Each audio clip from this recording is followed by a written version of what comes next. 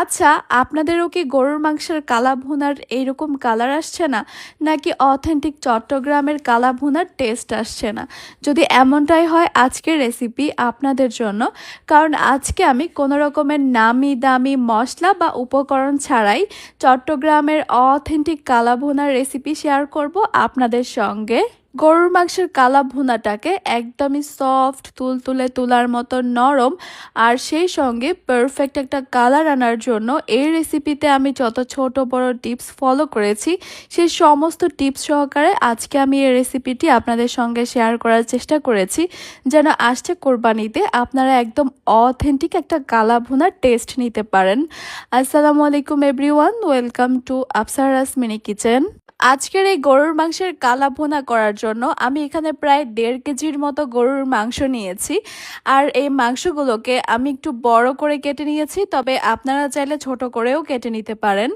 আর কালা ভুনার সঙ্গে কিন্তু অবশ্যই হাড় ব্যবহার করা হয়, তবে এখানে আমি অনেকগুলো হাড় না নিয়ে একটা বড় নলি নিয়ে নিয়েছি। চাইলে সামান্য চর্বিও নেওয়া যেতে পারে।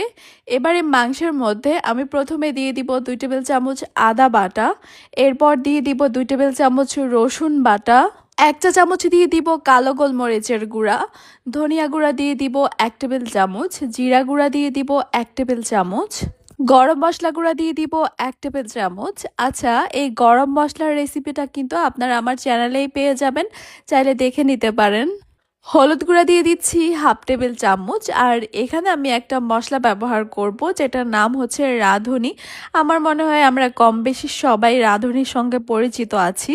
আমি এখানে রাঁধুনি গুঁড়া নিয়েছি, আপনারা চাইলে আস্ত রাঁধুনিটা কিনে বাসায় গুঁড়া করে নিতে পারেন।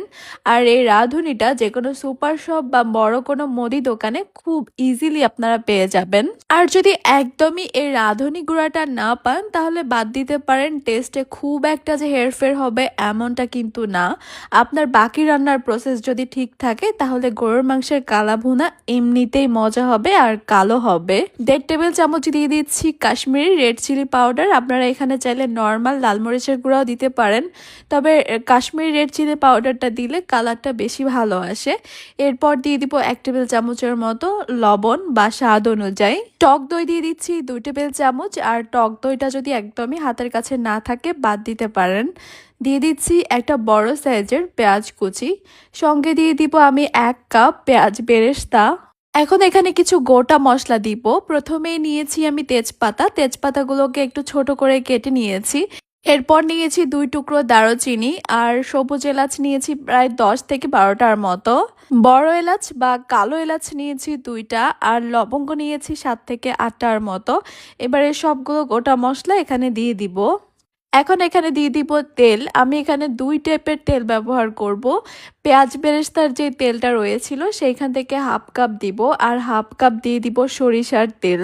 চাইলে সম্পূর্ণ রান্নাটা আপনারা শুধুমাত্র সরিষার তেল দিয়েও করতে পারেন, এতে করেও কিন্তু গরুর মাংসের কালা ভুনার টেস্টটা অনেক বেশি ভালো আসে।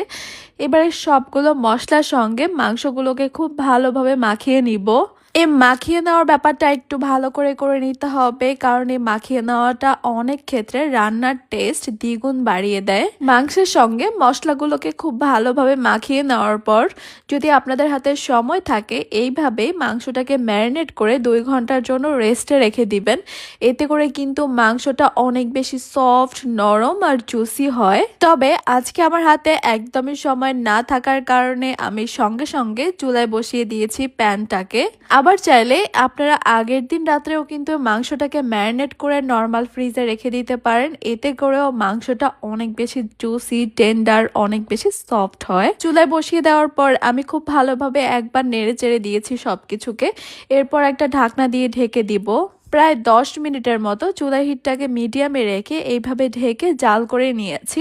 আর এখন দেখতে পাচ্ছেন মাংস থেকে কিন্তু বেশ অনেকটাই পানি উঠেছে। গরুর মাংসের কালা ভুনা রান্নার সময় মূল যে শর্তটা সেটা হচ্ছে এইখানে এক্সট্রা কোনো রকমের কোনো পানি দেওয়া যাবে না। আপনি মাংসের পিসগুলো যত বড় করেন না কেন, মাংস থেকে যে পানিটা বের হবে সেটা দিয়েই কিন্তু মাংসগুলোকে সিদ্ধ করতে হবে। তাই শুরু থেকে শেষ পর্যন্ত চুলার হিটটাকে লো টু মিডিয়ামের মাঝামাঝি রাখতে হবে। আমি প্রায় 1 ঘন্টার মতো মাংসগুলোকে এইভাবেই রান্না করব, তবে একটু পরপর ঢাকনাটা তুলে নেড়ে চেড়ে দিতে হবে যেন প্যানের গায়ে নিচ থেকে কোনোভাবেই লেগে না যায়। এতে করে কিন্তু কালা ভুনার যে অথেন্টিক টেস্টটা সেটা নষ্ট হয়ে যেতে পারে। অনেকে এই পর্যায়ে মাংসটাকে জলদি সিদ্ধ করার জন্য প্রেসার কুকার ব্যবহার করে, তবে আমি বলবো ভাই, কালা ভুনার অথেন্টিক টেস্ট পেতে চাইলে আপনাদেরকে একটু ধৈর্য নিয়ে সময় নিয়ে এটাকে রান্না করতে হবে। কোনো অধৈর্য মানুষ কিন্তু কালা ভুনা পারফেক্টভাবে রান্না করতে পারবে না, আমি আগেই বলে দিচ্ছি। এখন এই মাংসটাকে আমি ততক্ষণ পর্যন্ত রান্না করতে থাকবো যতক্ষণ পর্যন্ত না সম্পূর্ণ পানিটা শুকিয়ে যাবে আর মাংসটা একদম পারফেক্টভাবে সিদ্ধ হয়ে যাবে। মাংসের মধ্যে এরকম একটা কালার, সফটনেস, জুসিনেস আনার জন্য আপনাকে মিনিমাম 1.5 ঘন্টা সময় এখানে দিতেই হবে। আমার এই গরুর মাংসের কালা ভুনাটা কিন্তু অলমোস্ট ডান। দেখতেই পাচ্ছেন খুবই সুন্দর একটা কালার চলে আসছে আর সমস্ত পানি শুকিয়ে খুব সুন্দর একটা গ্রেভিতে চলে আসছে। এখন আমি এখানে একটা বাগার বা ফোড়ন রেডি করব। একটা প্যানে নিয়ে নিচ্ছি 1/2 কাপ সরিষার তেল। পুরা রান্নাটা আপনারা যে কোনো তেল দিয়ে করেন না কেন, অবশ্যই বাগার বা ফোড়নটা সরিষার তেল দিয়ে করার চেষ্টা করবেন। এতে করে মনে হবে সম্পূর্ণ রান্নাটাই হয়তো সরিষার তেল দিয়েই করেছেন। এরপর তেলটা হালকা গরম হয়ে আসলে এখানে দিয়ে দিব একটা বড় সাইজের রসুন কুচি আর সঙ্গে দিয়ে দিচ্ছি 4 থেকে 5টার মতো শুকনা মরিচ। এবার এগুলোকে আমি একটু লালচে করে ভেজে নিব, তবে একদমই ব্রাউন করে ফেলবো না বা পুড়িয়ে ফেলবো না, এতে করে কিন্তু খেতে তিতা লাগবে, টেস্টটাই নষ্ট হয়ে যাবে। একটু লালচে আর খুব সুন্দর একটা ঘ্রাণ ছড়ানোর পর এগুলোকে আমি সরাসরি রান্না করে রাখা মাংসের উপর দিয়ে দিব। এরপর একটু ভালো করে নেড়েচেড়ে মিশিয়ে নিব আর এরপর থেকে আমি আর ঢাকনাটা ব্যবহার করব না, অনবরত নেড়েচেড়ে আরো একটু ডার্ক কালার করে নিব এই কালা ভুনাটাকে। আমি আরো 10 মিনিটের মতো এইভাবে নেড়েচেড়ে জাল করে নিয়েছি আর এখন দেখতে পাচ্ছেন কালা ভুনার যে একটা অথেন্টিক কালার সেটা কিন্তু অলরেডি চলে এসেছে। এবার এখানে নিয়েছি আমি 2টা পেঁয়াজ। পেঁয়াজগুলোকে আমি 4 ভাগ করে কেটে নিয়ে পেঁয়াজের পাপড়িগুলোকে আলাদা করে নিয়েছি। এরপর এগুলো এই কালো ভুনার মধ্যে দিয়ে দিব। সঙ্গে দিয়ে দিচ্ছি আরও একটু গরম মশলা গুঁড়া, আর যদি পেঁয়াজ বেরেস্তা থাকে অবশ্যই পেঁয়াজ বেরেস্তাও দিবেন। এই তো আমার গরুর মাংসের কালা ভুনাটা কিন্তু একদমই রেডি। এবার আমি এগুলোকে চুলা থেকে নামিয়ে গরম গরম পরিবেশন করব।